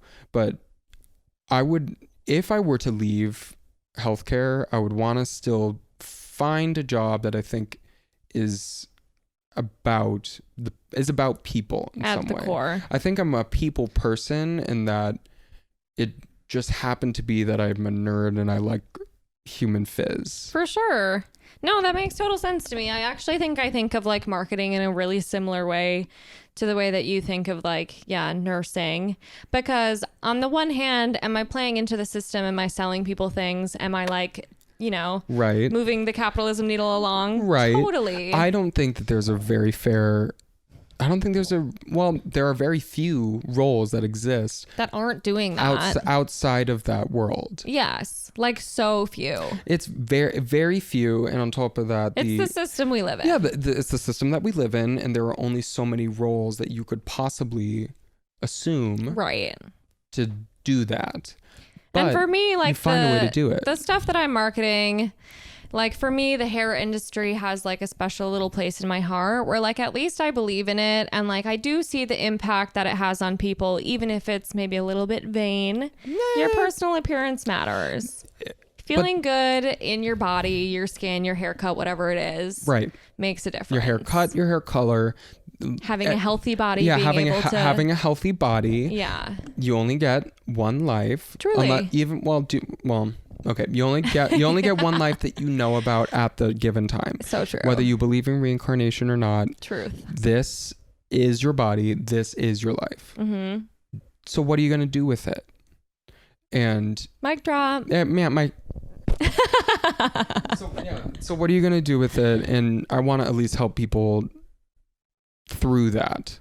And the nature of my job can sometimes be helping them through the worst of it. Of course. But it's still a valid contribution to other people's lives to help them through the best of it, or help them elevate that even further.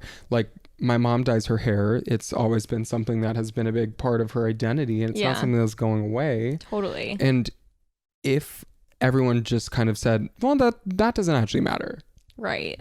There would be a big part of herself that would be, that there would be a void there. I mean, clearly it matters. It's like a several $billion-dollar industry, baby. If it's a $1 billion industry, it does kind of matter. The collective is like, we're dyeing our hair. Yeah, the collective is we're dyeing our hair, we're cutting our hair, we're doing whatever the fuck we want with our hair because it's always going to grow. Or for some people, it doesn't. True. But like, you still want to be able to help support people through whatever it is that they're going through, whether it's through their expression, whether it's through the downside of having this body and living in it. If they're in a funk. That is something that I've like kind of thought about, is like what my transition could be if I were to go in like higher education. Sure. Is it maybe something a little more akin to like mental health? Yeah. Because I've definitely realized in the past few years is just how invaluable that is. Yeah. It doesn't matter if you got a silly goose bag. Sorry about it, bitch. It doesn't matter if you have silly goose bag. It doesn't matter how many pairs of glasses you have. Truly. It doesn't matter if you love your haircut or hate your haircut. Honestly. There are things that need actual attending to. Yeah. I don't know if I would. You got to take care of the inside first. You got to take care of this at least at some point. It may not need to be priority number one, but if you neglect it, it'll still be there.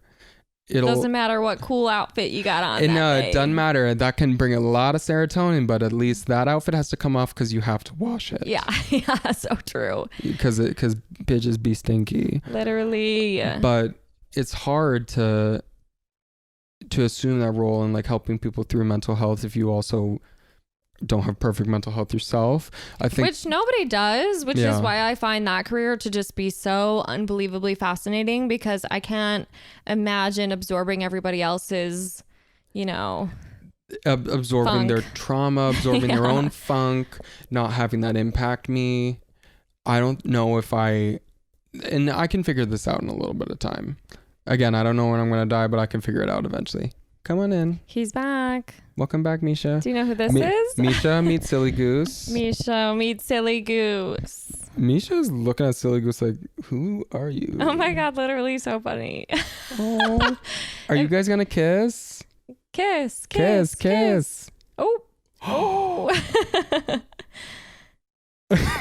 Hilarious. Oh man. That one's for the people watching the YouTube. That's for the YouTube crowd. Oh, sweet Misha. I don't know how it would affect me to do it, because I've had a lot of patient cases that they get to me. Totally. It's mainly the medical stuff, but I definitely deal with the oh my God, I can't believe. I mean, it's heavy work. Yeah, it's heavy work, especially when I was in the ICU dealing with like brain death and like the sudden loss of either bodily function or just death. Yeah. Just dealing with that. Mm-hmm. I don't think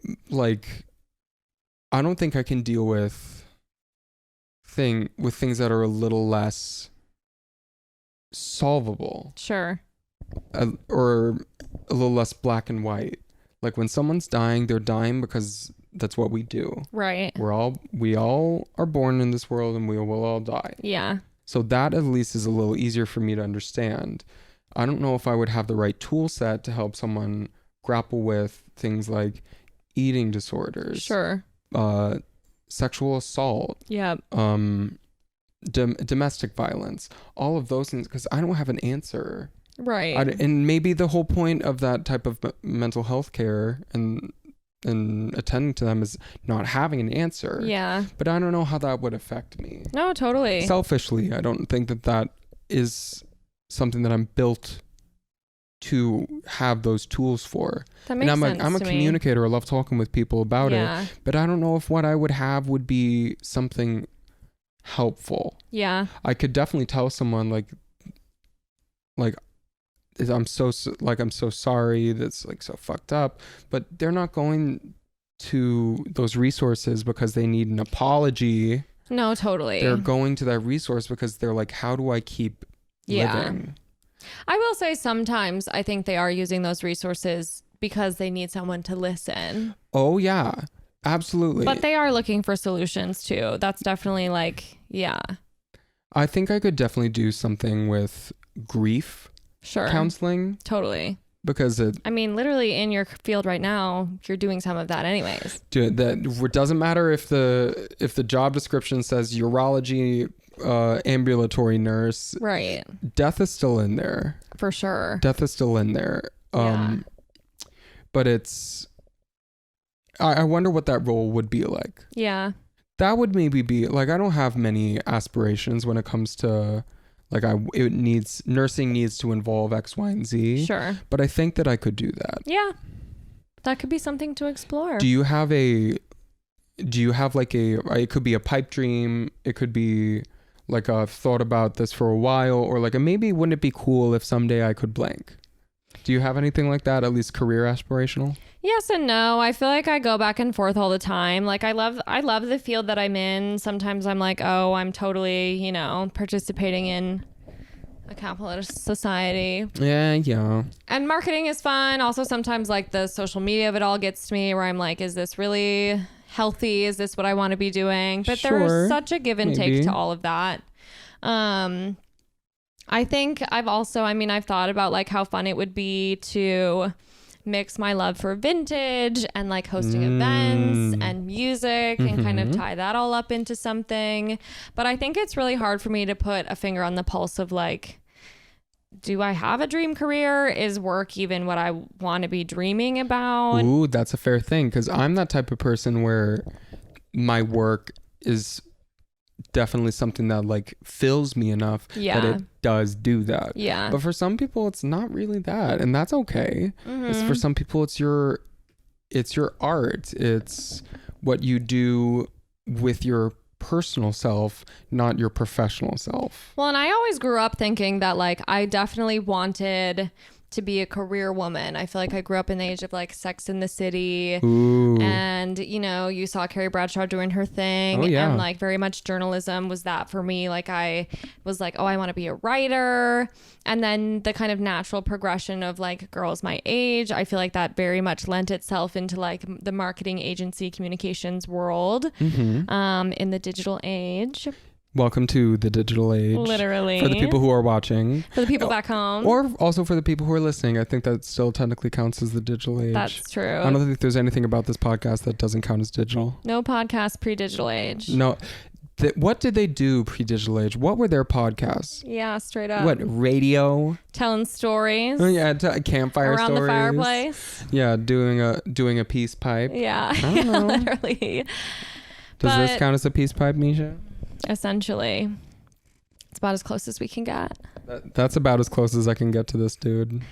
But I will say, I feel like as I've gotten a little bit older, and I don't know if my priorities have changed or... Absolutely, your priorities may have changed. Yeah. They'll continue to do that. That doesn't stop.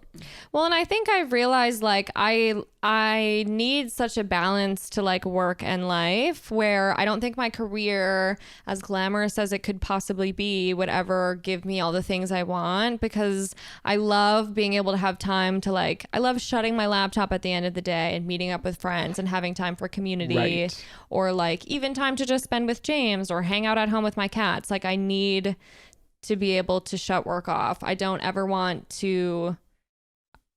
like living to work. I like working to live. I mean, I would kind of prefer just to do the living part, but that's not really an option. No, but that's not really an option. I think I'm honestly a little more so the live to work type. Yeah.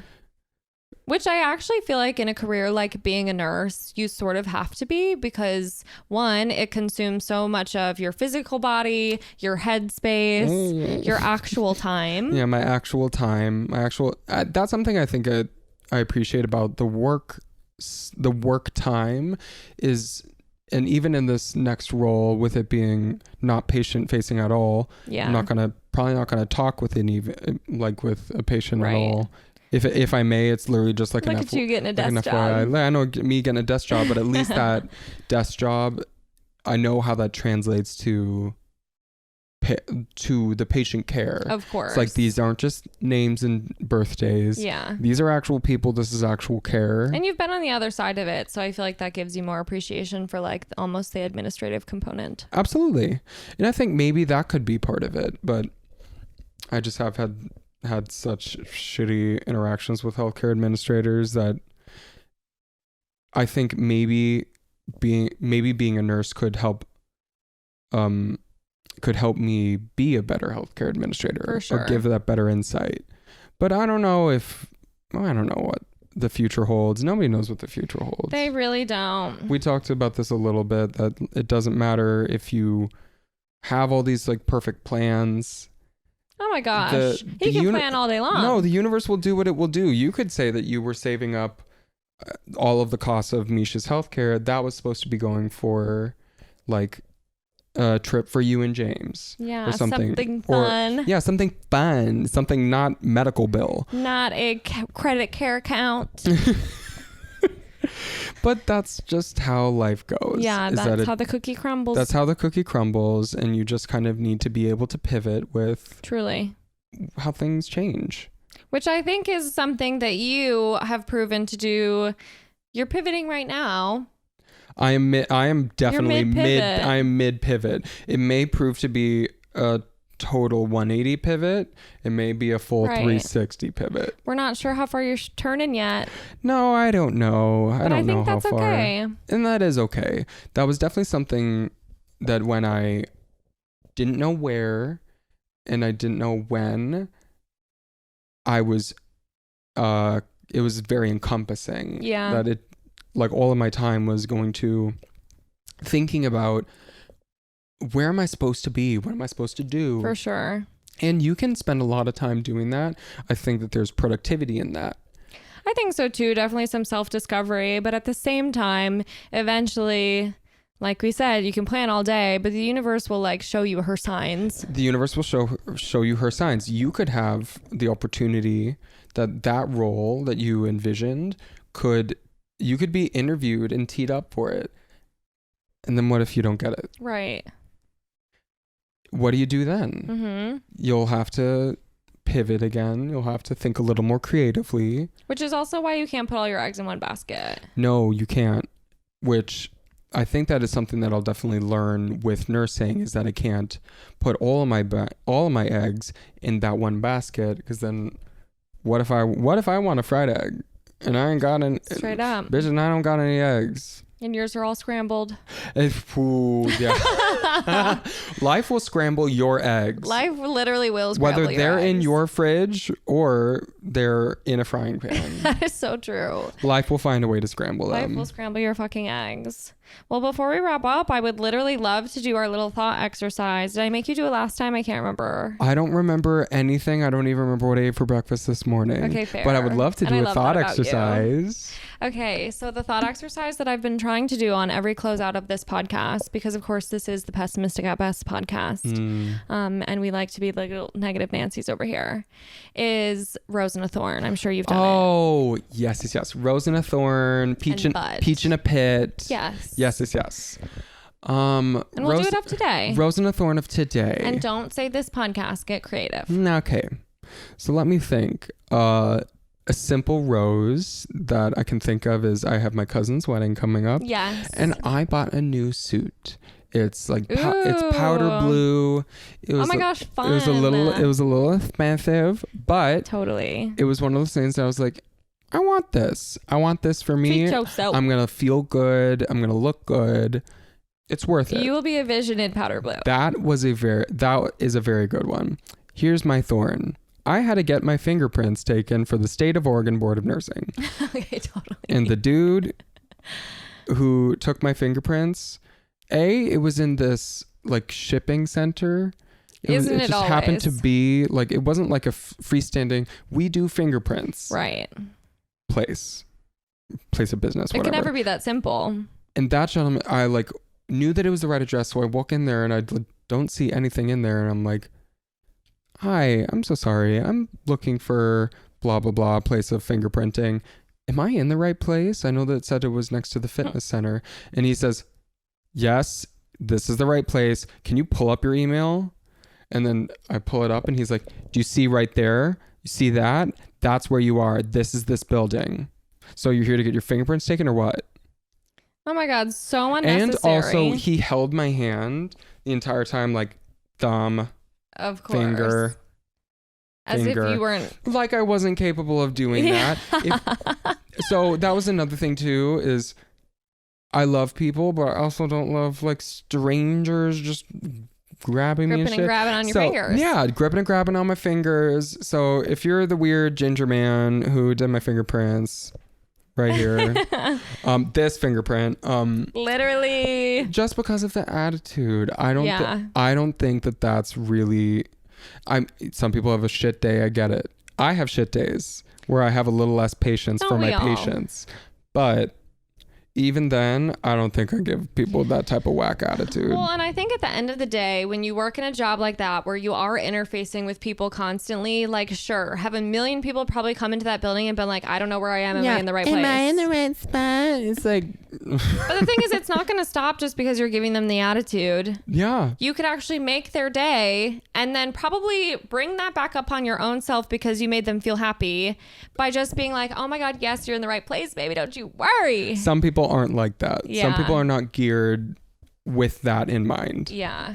So... Because what you put out, you get back. Exactly. So, good suit, shitty dude. Totally. All right. What about you? Okay. So for me... Today. I'll start with my thorn.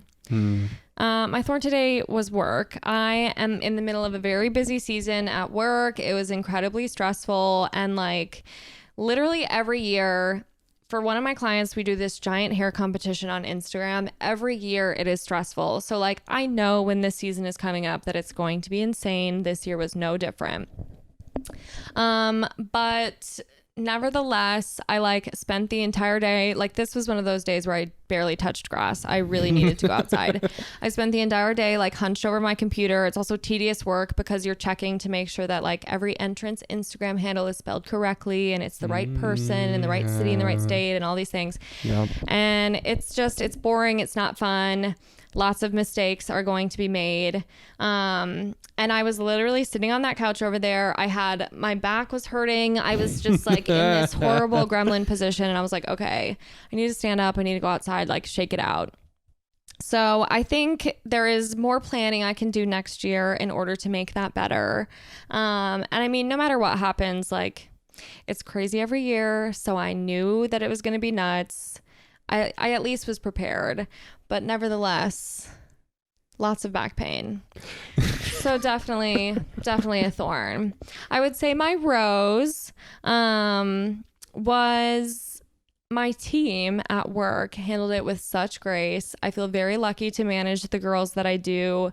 It was very much like an all hands on deck effort, which I'm thankful for because that definitely made what would have been honestly an awful day just like a little shitty. Sure. And there is some camaraderie in like, okay, this sucks, but we're just going to do it. Yep. I think when you have a good team like that where you know that you guys are just dealt the cards that you are, but you at least are all playing together. Like we're in the trenches, but we're in there together. Right. That is really what can make a shitty day just a day that you just have to get through it. 100%. You just have to get through it. And we did. And here we are. We had a lovely evening. Always have a lovely evening. And I'm so glad you came back on the pod. Literally anytime. And they're not getting rid of you anytime soon because you're staying. For now. For at least 3 months. For at least 3 months. For at least the rest of season 6. Literally. Season 6. Oh, that's so exciting. Thank you. It feels good. It feels really good. I actually had somebody You should be proud of that. I can't remember who was coming on the podcast recently. I think it was my friend Claire. Her episode's not out yet, but it will be soon. It will be by the time you're all listening to this. And she was coming on the pod, and she like mentioned to somebody that she was doing a podcast that night, and he like went back and he was like, oh, like this girl's been doing this for a while. Yep. And I was like, you already know. You are not brand new to this. No. So it's been almost 3 years, I think, this November or something, which is like actually crazy. Maybe 2. I'll have to look, but I think it's at least 2 years. I think I hit 2 last November, so this must be 3. I can't imagine being that old, but you know, you're gonna keep saying that. I know. That's not going away. I feel that way now, even just at the age of 27. Like, I'm like, there's no way. Yeah, there is a way. Actually, believe it or not, it's actually called science. Yeah, it's actually called science. You're only going to keep getting older, or you're going to die. Literally. There are 2 options. Roll that dice, baby. Roll that dice. See how it goes. You don't know. You never know. You never know. So, to the folks at home, find the people that you love, send them something nice, text them, do a podcast with them, eat dinner with them. Give them a little smooch on the forehead if they're in a funk. Exactly. Because we'll all have our funks. If you help someone through theirs, they'll be more likely to help you through yours in the ways that they can. It's so true. Cheers. That's the beauty of friendship. And thank you guys for listening. We will be back with another episode next week. Bye. Bye.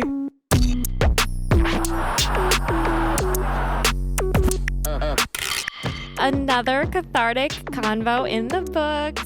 I feel better. How about you? Thank you so much for listening. Now I just want to jump on here and say, don't forget to follow and or subscribe to the pod on your favorite streaming platform for new episodes every single week, because I know you can't get enough of me. Additionally, if you want to gain access to exclusive episodes and lots of other goodies, join our Patreon and support the pod with your hard-earned American dollars. You can find the link in our show notes, or you can also visit us at patreon.com/pessimistic@best. And of course, don't forget to follow us on Instagram at pessimistic@best. And if you're as obsessed with me as I am with you, you can find me at Sam Georgeson on all platforms. And last but not least, I'd like to give a special shout out to my podcast editor and producer, the love of my life, James Arbai, whom I literally could not do this without. So thank you, James. I love you so much. And thank you guys for joining me again this week. I love you too. And I cannot wait to chat with you again soon.